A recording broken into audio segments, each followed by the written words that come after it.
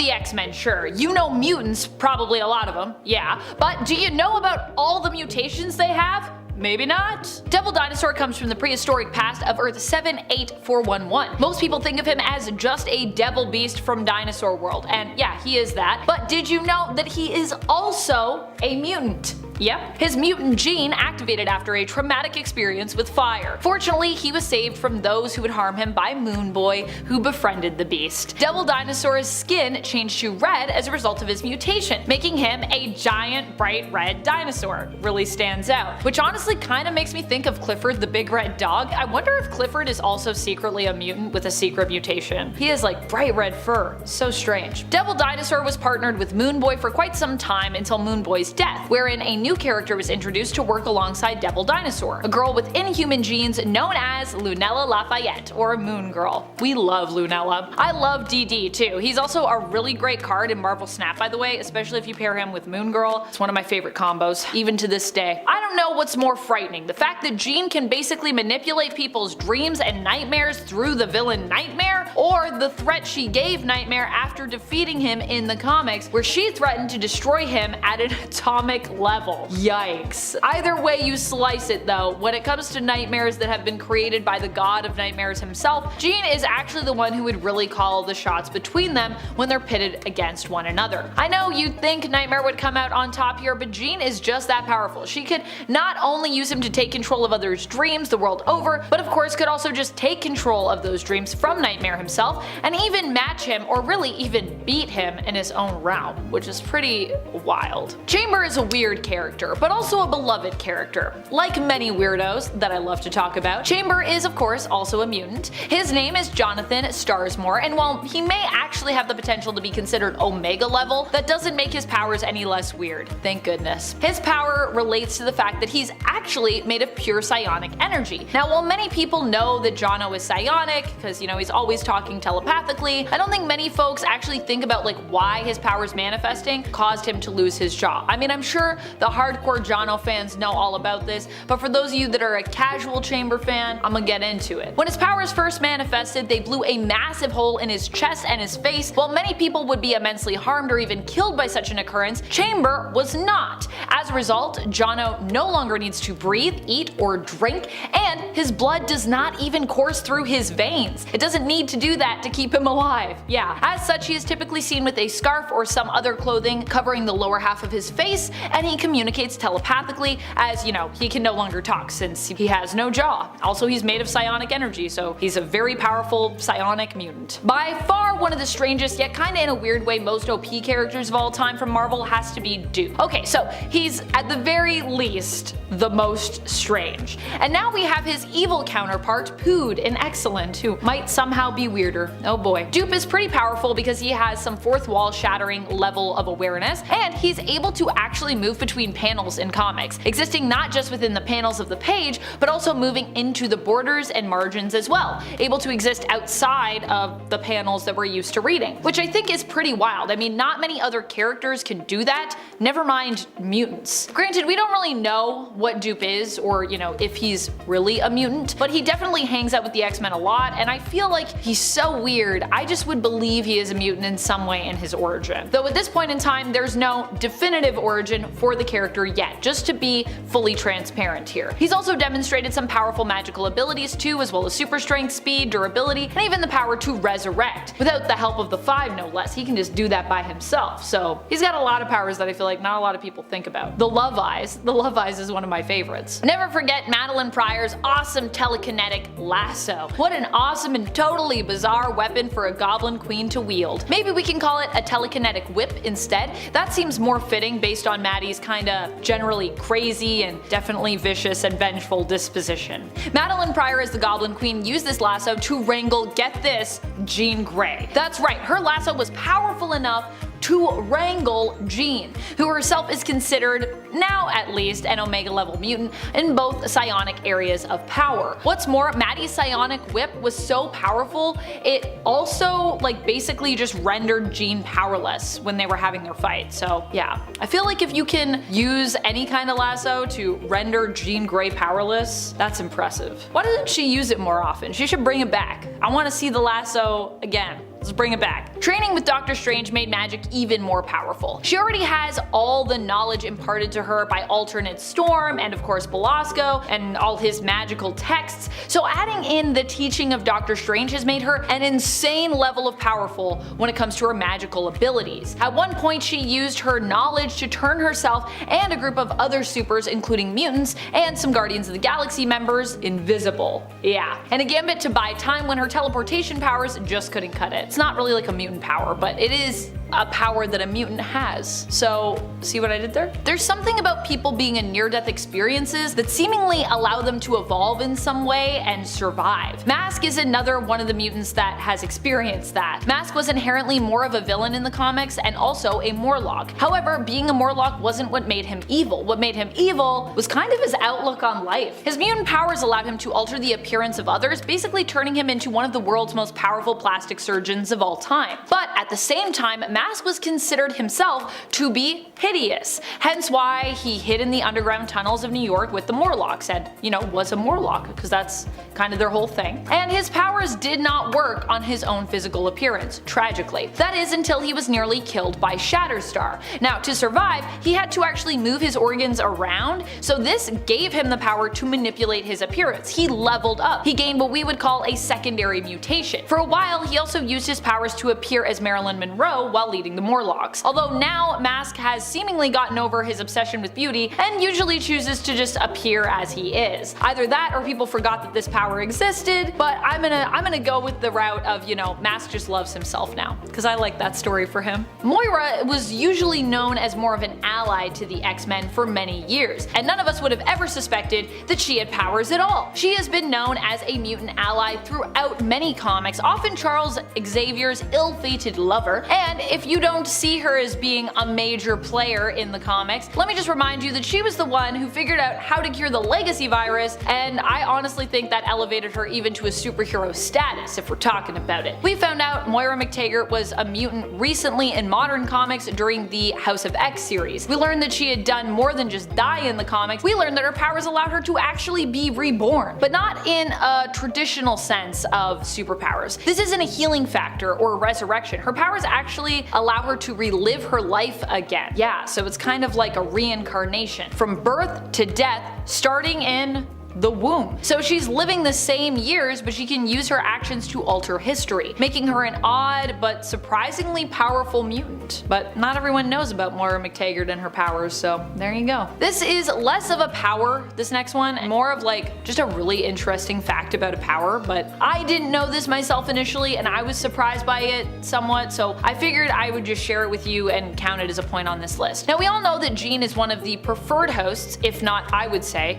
the preferred host for the Phoenix Force, but did you know that the all-powerful cosmic entity was actually holding Jean back? Yeah, apparently that's right. Jean has stated before that she actually became aware after the Phoenix Force left her that it was actually causing her to hold back her abilities for fear of the Phoenix taking a hold of her and possessing her. So while many like to say that Jean has only ever been extremely powerful when she's merged with the Phoenix, like that's Jean at her most powerful, it turns out that it's probably just the opposite, because she literally fought to hold herself back, which honestly to me makes some sense. Saying Jean isn't actually powerful and that it's like all the Phoenix has always just felt like kind of a cop-out to me, considering that it's her own power and empathy that the Phoenix was seemingly attracted to in the first place. Like that's why she's the ideal host, so to me that makes sense. But that also means some crazy stuff. That means like Jean could destroy maybe the multiverse herself, you know what I mean? Because Phoenix can destroy planets, so. I always forget about Kid Omega's secondary mutation because it very rarely comes up in the comics, and I feel like it's also therefore a power that a lot of people are gonna forget. Now I usually probably forget about it because Quentin Quire no longer really finds it interesting. At least,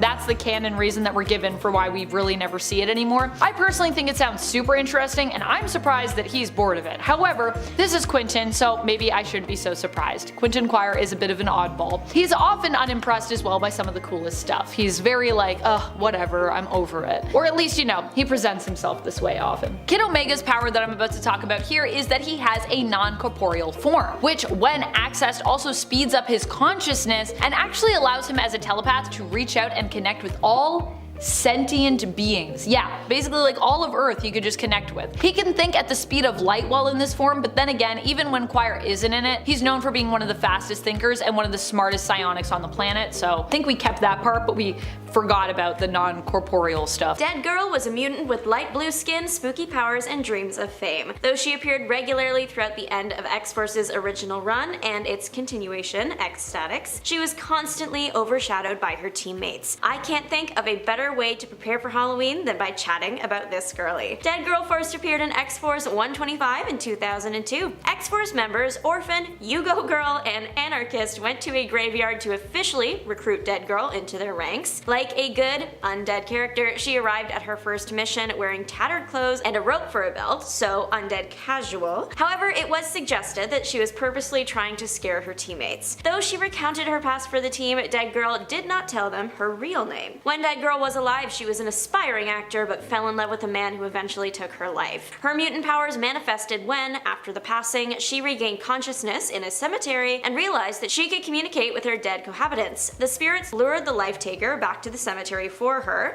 so Dead Girl pulled him into her grave and made a mattress out of his bones, which is so iconic. While an excellent tale of revenge, much of Dead Girl's origin was still shrouded in mystery. Though she was accepted into X-Force, not even Dead Girl knew the full extent of her powers. She found out quickly, however, that when her body was blown to bits, she could slowly and grossly reform. Dead Girl could also control her dismembered limbs as she choked an enemy with a detached arm. This mutant was creepy and gross and awesome. It was as if she came directly from a horror movie into a comic book. The New Mutants had one of the wackiest adventures in superhero history, even by X-Men standards, and the core of those stories from the beginning was Danielle Moonstar. Known as the mutant Mirage, Dani's powers started out simple enough, if a little mystical and ill-defined, but over the course of her history they would develop, change completely, be lost altogether, and join new powers that had nothing to do with her being a mutant. Starting out as an orphaned girl living on a reservation with her grandfather, Dani experienced precognitive visions of the future and a psychic connection to the animals around her, but her primary power proved to be the ability to craft illusions embodying the fears of those around her that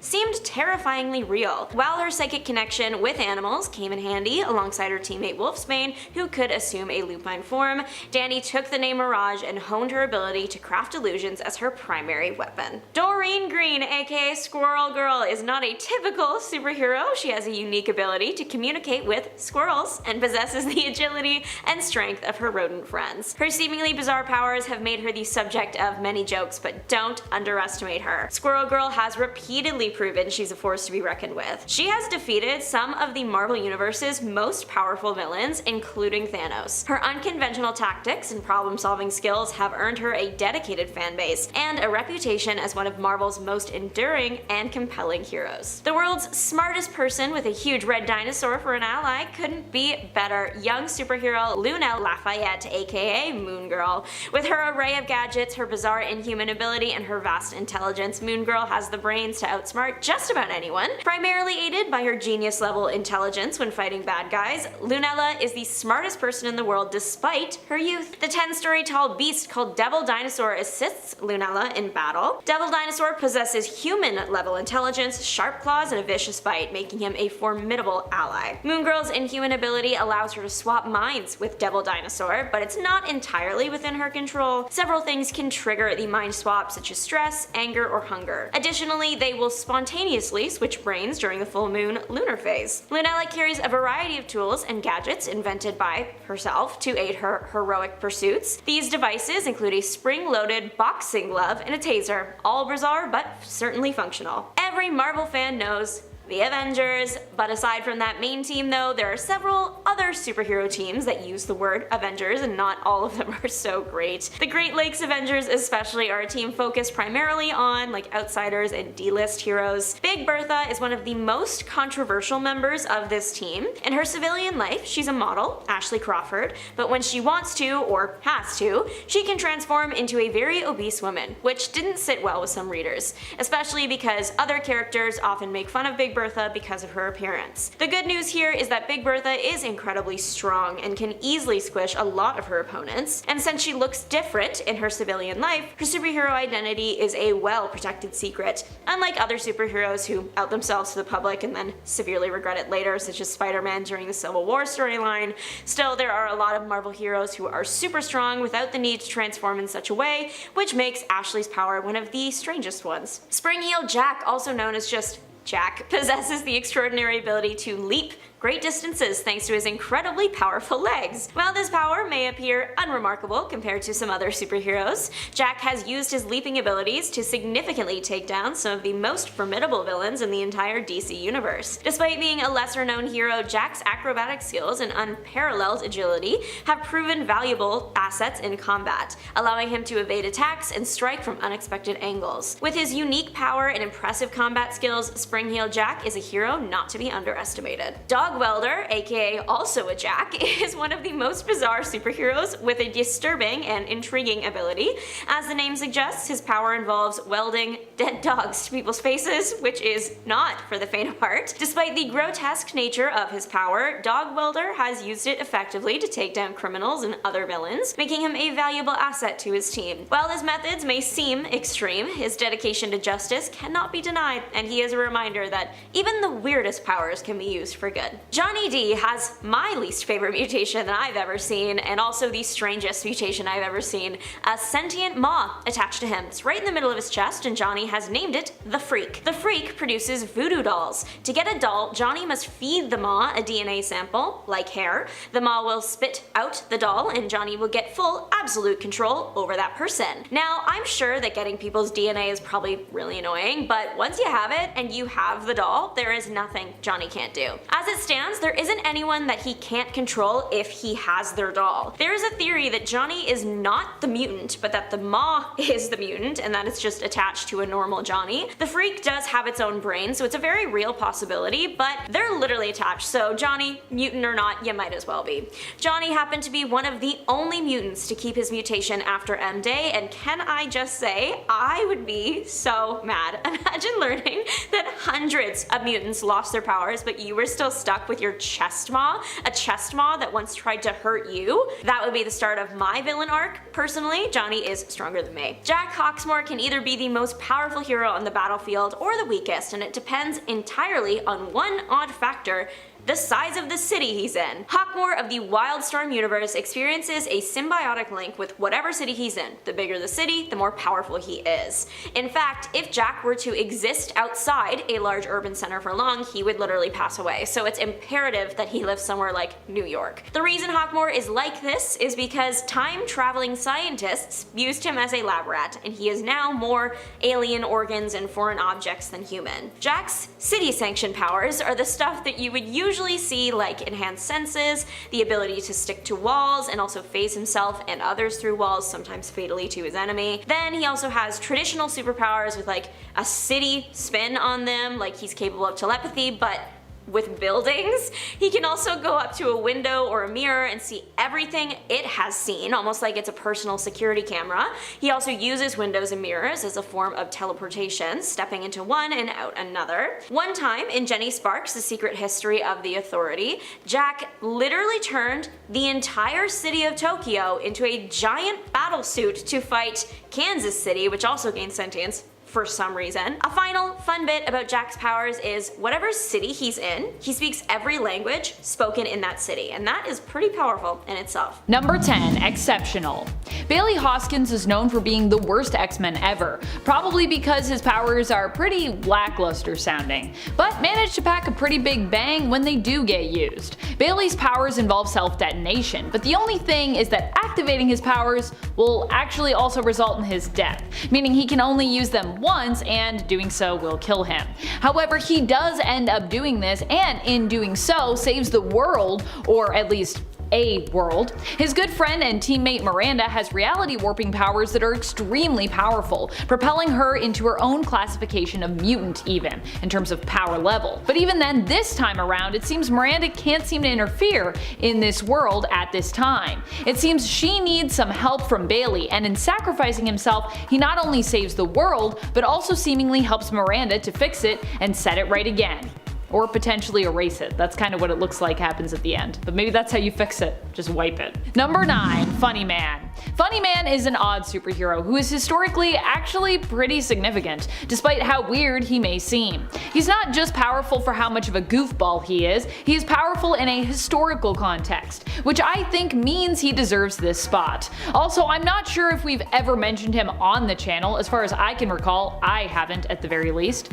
Funny Man was a creation of Jerry Siegel and Joe Shuster, after they both left DC and began what would become an epic and long-time legal dispute over the rights to Superman, not feeling they were being fairly paid their dues. And for those who don't know, Jerry Siegel and Joe Shuster are the ones that created Superman. Siegel especially was passionate about getting the rights to their character back. After leaving DC, they reconnected with former DC editor Vin Sullivan, who had started up his own comic book company, Magazine Enterprises. Jerry and Joe tried to create the magic of Superman again, but this time by teaming up to make something entirely different and new: Funny Man. Celebrating their love of comic book pranks and humor, Funny Man was comedian Larry Davis, who after a publicity stunt gone wrong, ends up actually catching a real-life criminal, and decides to become a bona fide superhero, using his jokes and funny pranks to apprehend and stop criminals. A wacky idea that sadly did not end up panning out in the end for Jerry and Joe, as the character only lasted 6 issues. Funny Man didn't have any powers, but he was miraculously and comically good at stopping villains with his antics, and sometimes even doing this completely by accident. And friends, before we move on to the next spot, if you are loving this list and you want to show your love for our channel on perhaps another platform, you can head on over to Facebook, click that like, it really does help us out here at the channel, and thanks if you've already done it. Number 8. Dead Girl. I think one of the weirdest things about Dead Girl is that her whole thing is immortality, as she's already dead and basically can't die, with her mutant powers activating only after her death. And yet she did die in the comics, possibly due to a disease which ultimately caused her to fall apart from decomposition. That is the one thing she's meant to be good at, not dying, and yet it happened. Because she's technically already dead. Fortunately, that didn't stop Dead Girl from going on adventures, and she currently still is doing so, even despite dying. Joining the newly reformed Static X as they battle against Zeitgeist Team Excellent. Dead Girl's power allows her to reanimate herself, parts of herself, and to communicate with ghosts and even temporarily resurrect the dead. Number 7. Moon Girl and Devil Dinosaur. Moon Girl and Devil Dinosaur make for a great pair, especially as Moon Girl's power set allows her to swap her consciousness with Devil Dinosaur's consciousness. An oddly specific but super powerful ability. Moon Girl, aka Lunella Lafayette, actually has inhuman lineage and gained her abilities after undergoing Terrigenesis. Aside from that, she is also a super genius, and despite her young age, is likely one of the most brilliant and gifted minds that we have in the Marvel Universe. Also, when we're talking about weird power sets and weird heroes who are also super powerful, Moon Girl really fits the bill, as even outside of being a superhero, she's identified as a kind of oddball her entire life. In fact, she was super nervous about undergoing Terrigenesis because of this. Although she has embraced her weirdness, she was worried that this would just be another thing that would make her stand out more and turn her into even more of a freak than she already was. Aw, Lunella. I identify a lot with Moon Girl. I feel like she's such a cool and underrated character. Number 6. Elasti Woman. Elasti Woman. I love Rita Farr. She is one of the members of DC's Doom Patrol. In the show Doom Patrol, Rita might struggle to utilize and control her powers, still afraid of them and of her appearance while using them, as well as becoming, permanently stuck in her kind of creepy elastic form that she has in the show. But in the comics, Elasti Woman has learned to master her abilities. Rita gained her powers while she, as a Hollywood actress, was working on a set in Africa. She was exposed to volcanic gas, which allowed her to change the size of her body and limbs at will, also having the ability to stretch her limbs. John Byrne's interpretation of the character was also able to alter the size of objects just by touching them. And the current Prime Earth continuity version of her also has shapeshifting abilities. I also feel like DC's Doom Patrol series does a great job of capturing what shapeshifting or stretching powers would be like in real life, and kind of the whole horror and body dysmorphia aspects of them. Possibly it's one of the best live action interpretations of this kind of power set I have ever seen. Also, if you aren't watching DC's Doom Patrol, What are you doing with your life? Go watch it. It's so good. Number 5. Multiple Man. Multiple Man has a strange and yet awesome power. He can create duplicates, often referred to as dupes for short, of himself, and use them to do and learn all sorts of things. Why learn? Well, because when he absorbs these duplicates back into himself, he also gains all their memories and knowledge, as long as he gets to absorb them back, that is. We've seen a lot of weird stories with Multiple Man because of this part of his unique power set, including one where he had a baby with his girlfriend Siren, but because he had actually sent a dupe to sleep with her on the night the child was conceived, when he first went to hold their newborn child, because it was actually a product of a dupe, it got absorbed back into him. Lots of weird things about that. Well, that whole scenario. And then there was the time that he secretly sent a dupe posing as him, I mean technically they're all him, but you know, they're not the real him, to hang out with Layla and their son together, Davy, when Davy took his first steps. This dupe tragically died during an attack on Madrox's lab in X-Corp, so he wasn't able to actually absorb him back, and therefore lost those memories forever. Ooh, sad, weird. Kinda awful, Jamie. I love when people are always like, man, Jamie, why are you always sending dupes to hang out with me? And Jamie's response is just like, I mean, technically the dupes are me, so like, you're just hanging out with me. Number 4. Crazy Jane.